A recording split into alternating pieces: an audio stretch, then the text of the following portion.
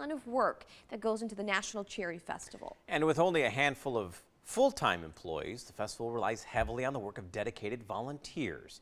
7 at 4's Brett Kast is live now at the National Cherry Festival to introduce us to some of the most dedicated volunteers. Good morning, Brett.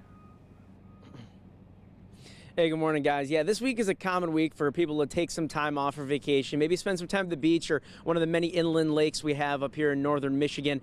But for some people here in Traverse City, they're using those vacation days to work even longer hours, all to ensure the success of the National Cherry Festival.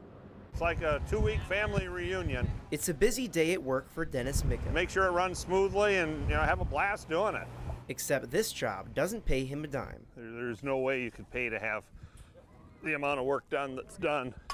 We are nothing without our volunteers. They are pretty much what runs the festival. Alexis Bremer is the festival's director of operations and says in order for the week to run smoothly, they recruit a massive amount of volunteers. Roughly the numbers around 2,400 volunteers actually come and help us out during this week, and it's really amazing that people just volunteer their time. It's actually really fun to be back here. Meanwhile, backstage, We've been working back here for 5 years, the Hardy family is hard at work. but we've been working overall for probably about 15. The kids were in strollers when we first brought them. John Hardy and his family have been longtime Cherry Festival volunteers who now run the backstage catering event for the musical acts of the week.